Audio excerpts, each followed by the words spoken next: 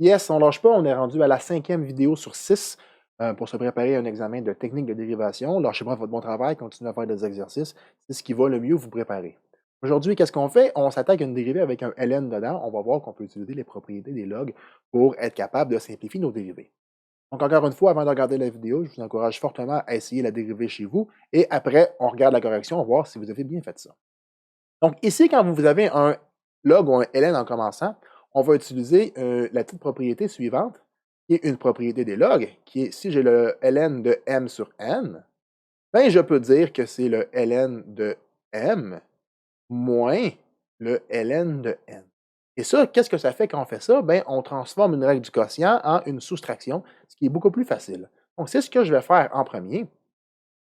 Je vais ouvrir ma parenthèse et je vais dire que c'est le ln du sinus carré de x moins le ln cos de e à la x carré, comme ça. Là, je vous rappelle, je n'ai pas du tout dérivé, là. J'ai utilisé une propriété des logarithmes. C'est ça que j'ai fait. Ensuite, avant de dériver, je peux aussi faire autre chose qui va me permettre de simplifier mon expression. J'ai un exposant qui est ici au carré. Et comme vous le savez, si j'ai le ln de quelque chose à la un exposant, je peux prendre mon exposant et le ramener en avant. Et là, ce n'est pas encore une dérivée, hein, c'est toujours la propriété et logarithme des ln. Donc, c'est ce que je vais faire ici. Je vais ramener mon 2 en avant, comme ça, je vais me débarrasser d'une chaîne et ça va rendre ma dérivée plus facile et ma simplification aussi plus facile.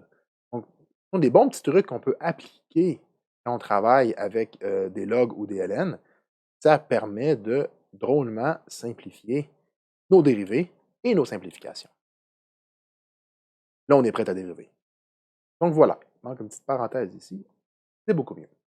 Là, on commence à dériver. Je vais commencer par dériver ce qui est ici. Donc, le 2, c'est une constante. On ne s'en occupe pas. Dérivé du ln. Donc, on sait que dérivé du ln, c'est 1 sur x, mais puisque j'ai sin dedans, c'est dérivé de 1 sur x, mais à la place de x, je mets le sinus. Ou la dérivée de l'intérieur. Je pourrais écrire dérivée de sin, mais là, dérivée de sin, c'est pas compliqué. On sait que c'est cos.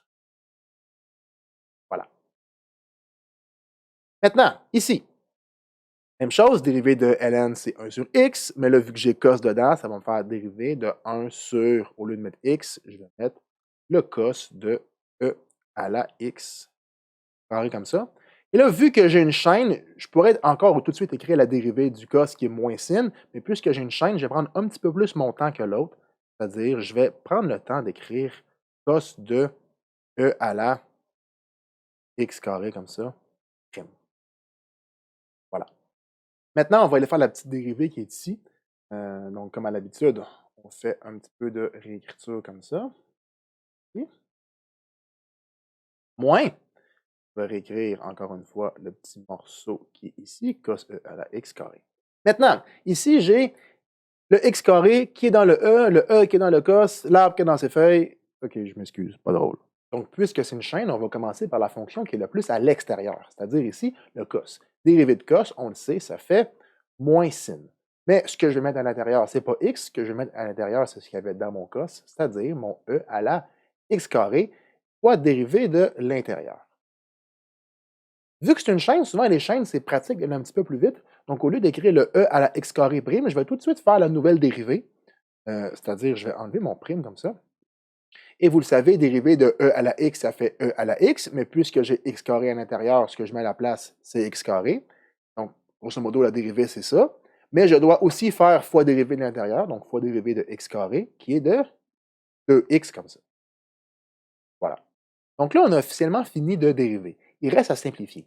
La façon naturelle de simplifier ici, c'est quoi? C'est d'additionner les fractions. Donc, de prendre mon cos de e à la x2, de multiplier en haut en bas, de prendre mon 6, de multiplier en haut en bas.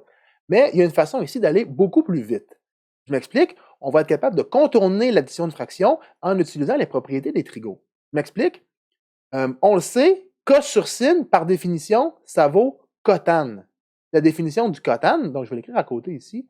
Cotan, c'est quoi? Cotan de x, c'est cos sur sin.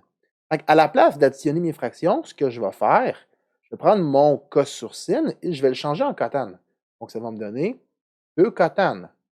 Je viens de sauver, d'une part, beaucoup de réécriture. D'une deuxième part, je viens de me sauver du temps pour additionner mes fractions. Ensuite, je vais réutiliser la même passe-passe. J'ai sin puis j'ai cos, et on le sait que tan, c'est sin sur cos. Là, si vous vous dites, oui, mais là, il y a un E à la x2 dedans.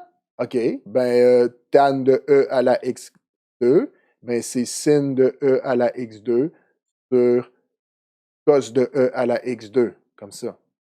Et en faisant ça une deuxième fois, ben, on vient encore de sauver une autre addition de fraction et encore un petit peu de réécriture. Et d'une deuxième part, vu que j'ai un moins, puis vu que j'ai un autre moins ici, ben moins, moins, ça devient plus. Et mon sin sur cos, ça devient simplement tan de E à la x2. Et là, on vient de sauver un temps fou de simplification. Ensuite, je vais réécrire mon E à la x2 ici. Par souci esthétique, je vais mettre mon 2 en avant et je vais mettre mon x qui est ici. Et là, j'ai presque terminé. La seule chose que j'ai à faire, c'est de mettre mon 2 en évidence. Donc, puisque j'ai un 2 ici et puisque j'ai un 2, je vais le mettre en évidence pour que mes mises en évidence simples soient faites et ainsi que j'aille fait le maximum de mes simplifications. Ça va devenir tan de E à la x carré multiplié par E à la x carré fois x. Donc, évidemment, ceux qui ont fait l'addition de fractions classique, vous avez quand même la bonne réponse. D'ailleurs, je vais mettre la bonne réponse ici. Et cette réponse-là est aussi bonne que la mienne. C'est juste qu'elle est un petit peu plus longue. Donc, si vous avez fait l'addition de fractions classiques, pas de problème avec ça. Vous avez juste travaillé un petit peu plus fort que moi. Donc, si vous voyez des sin sur cos, pensez des fois à faire tan, c'est bon. Ou si vous voyez des cos sur sin, pensez à faire cotan. On peut se sauver un peu de temps avec ça. Si vous avez aimé la vidéo, je vous encourage fortement à vous abonner à ma chaîne. Sinon, je vous dis bye tout le monde et à la prochaine fois.